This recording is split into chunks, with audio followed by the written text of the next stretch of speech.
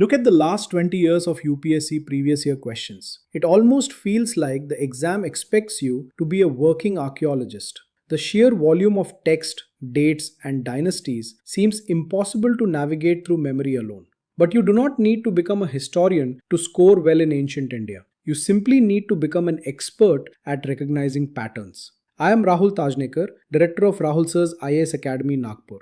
Over the last 14 years, I have guided hundreds of aspirants through this journey. In my previous video, we decoded polity. Today, we apply that same precision thinking here. Moving from memory collection to precision thinking is a practical way to manage the vastness of the ancient India syllabus. A common oversight in standard preparation is the attempt to memorize every dynasty and date in isolation. The UPSC evaluates your understanding of evidence, logical inference, and broad civilizational connections. To prove this, we are going to look at how the exam is structured using a real question from this year's paper. Solving these questions demands logical deduction from physical facts rather than relying on standard textbook recall. Take question 8 from this year. The exam asked about Harappan archaeological findings, specifically referencing physical artifacts like spindle walls and standardized weight measurements. The trap lay in one specific statement. It claimed that the architectural features found at these sites suggest a common property system. To test that claim, we examine the physical evidence. This wide view of excavated Harappan brick foundations reveals the strict grid layout. Within that layout, the physical presence of isolated, disconnected private rooms contradicts the idea of shared communal living. The most definitive proof is here. This enclosed, deep, circular, brick-lined well is built for exclusive use. Private wells, private bathing platforms, and ice-dated rooms point toward a private property system, not common ownership. The premise of the exam statement was reversed. Finding the correct answer was a test of drawing logical inferences from spatial architecture. It was not a test of memorizing historical trivia. We see the same pattern in question 11, which asked aspirants to identify Pleistocene period river courses. This required understanding the macro geography of northern India. We are looking at the massive, separated river valleys of the Indus and the Ganga. Supporting evidence in the exam was this distinct biological anomaly, the river dolphin. Finding the exact same dolphin species in both the Indus and Ganga river systems is scientific proof. It indicates that a historical paleo channel connected these two distinct bodies of water during the Pleistocene epoch.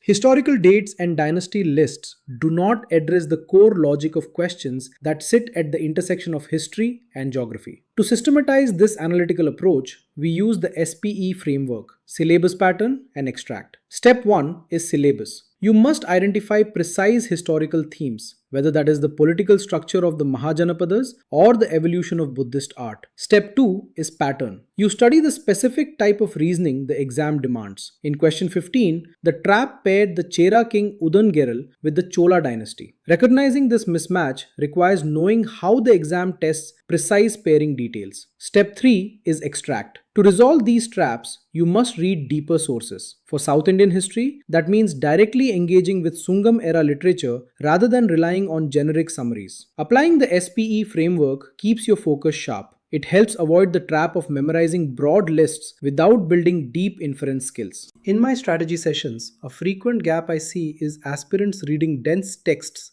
without building visual maps alongside their study. If you want a personalized review of your ancient history approach, book a one-on-one preparation strategy session with me. The link is in the description.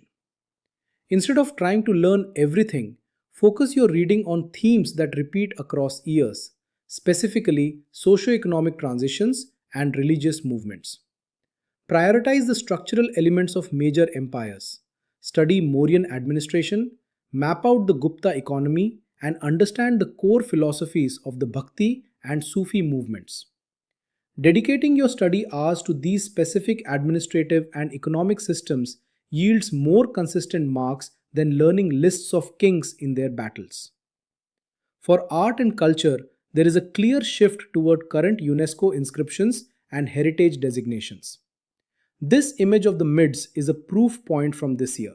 We see the distinctive grassy dome-shaped mound and the arched brick entrances of the burial system.